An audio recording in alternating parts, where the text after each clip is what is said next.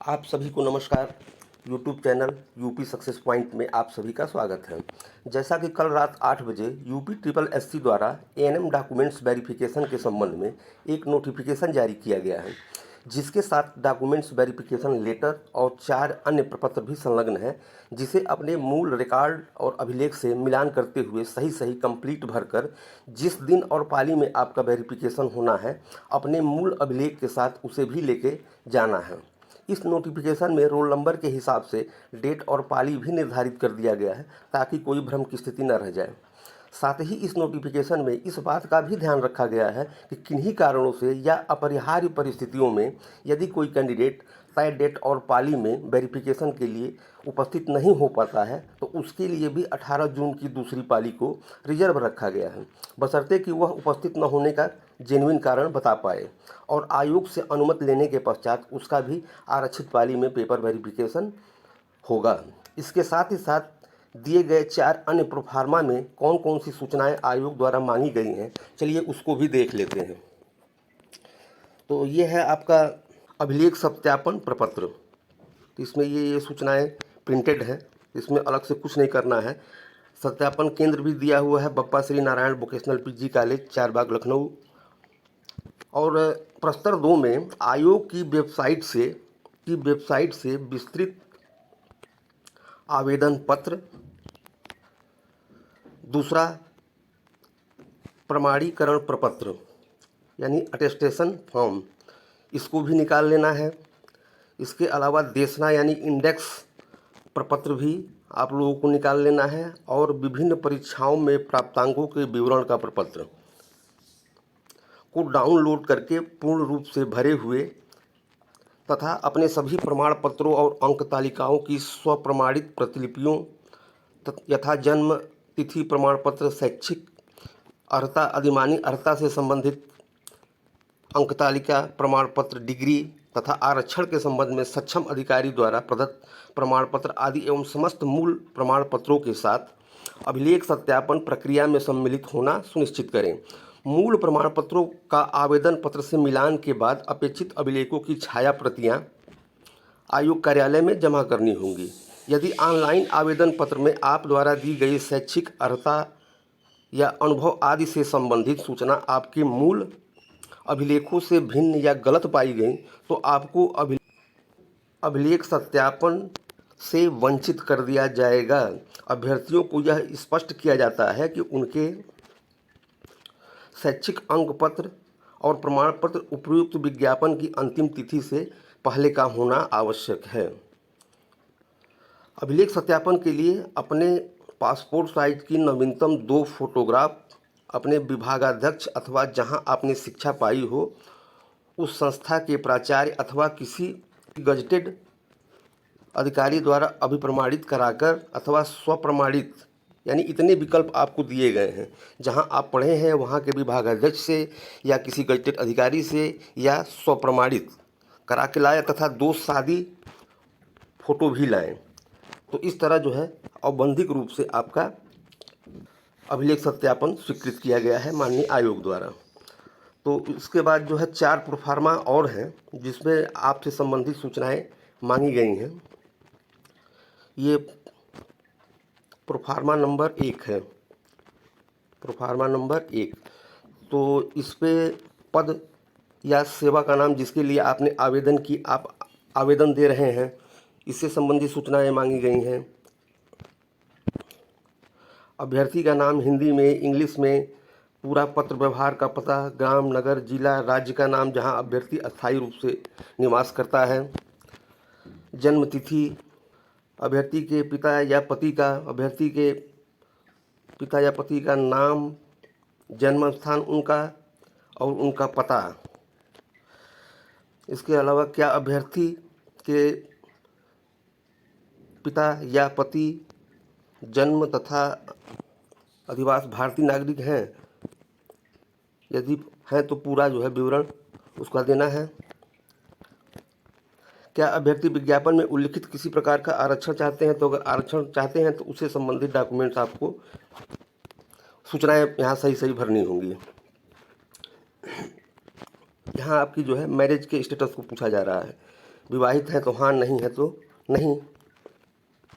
इसके बाद आपके शैक्षणिक रिकॉर्ड जो आपने उत्तीर्ण किया है उसके बारे में सूचना, हाई स्कूल, इंटरमीडिएट, स्नातक, स्नातकोत्तर और अन्य शैक्षिक प्राविधिक डिप्लोमा डिग्री जो भी आपने किया है उससे संबंधित सूचनाएं यहाँ मांगी गई हैं। पूरे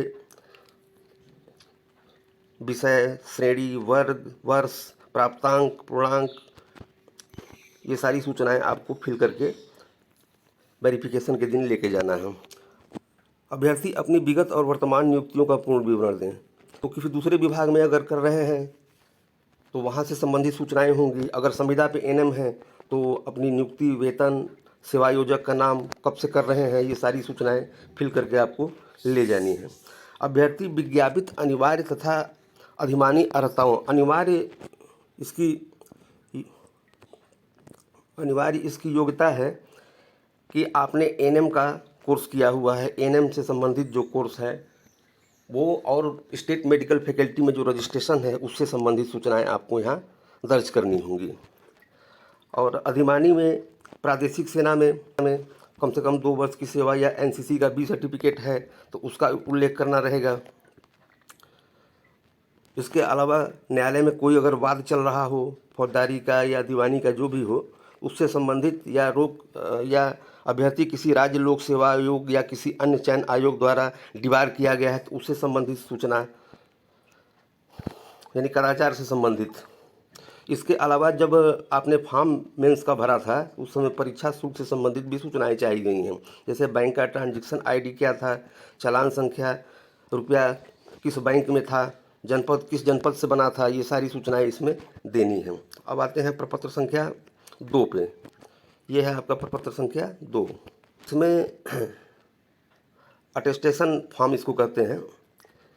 इसमें आपको सही सूचनाएं देनी होती है। अगर इसमें कोई सूचना गलत दी जाती है तो इसकी संपूर्ण जिम्मेदारी केवल अभ्यर्थी की होती है।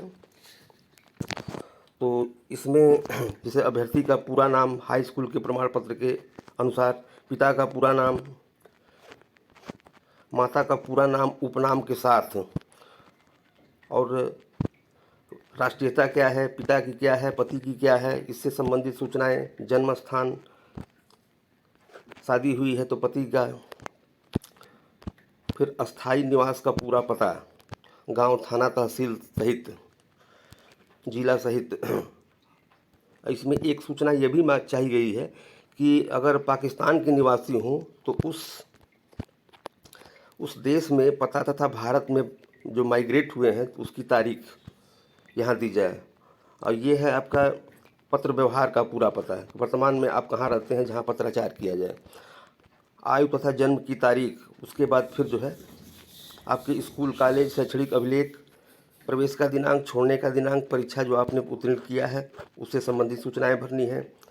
इसके अलावा कार्यालय या फर्म के यदि कोई हो, पूर्ण विवरण पता जहां उम्मीदवार ने पहले काम किया है उससे संबंधित सूचना अगर कोई है, अगर आपने काम किया है तो उसका उल्लेख करना है, नहीं की है तो कोई बात नहीं। न्यायालय में कोई अगर मामला विचाराधीन है उससे संबंधित सूचनाएं।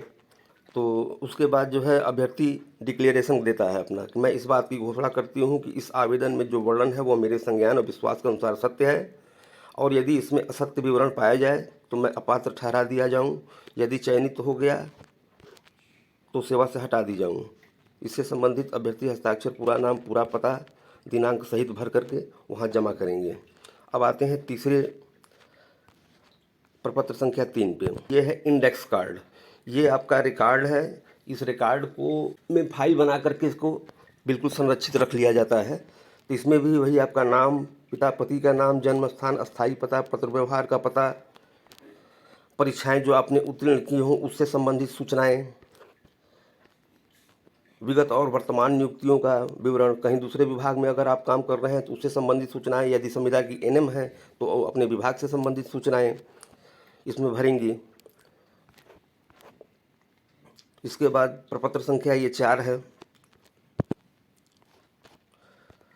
प्रपत्र संख्या 4 में टोटल आपका एकेडमिक रिकॉर्ड है। ये हाई स्कूल, इंटरमीडिएट, स्नातक, स्नातकोत्तर, अन्य कोई परीक्षा जो आपने दिया हो, उत्तीर्ण किए हो उससे संबंधित सूचनाएं भर करके इसे भी वहाँ पे जमा करना है। तो इस तरह आयोग ने इन प्रपत्रों में जो सूचनाएं मांगी हैं वह आपके निजी जीवन और एकेडमिक रिकॉर्ड से ही संबंधित हैं, जिसे फिल करके आप सभी को पेपर वेरिफिकेशन के समय ले जाना है। तो आज की अपडेट्स में बस इतना ही। अनंत शुभकामनाओं के साथ आप सभी को नमस्कार।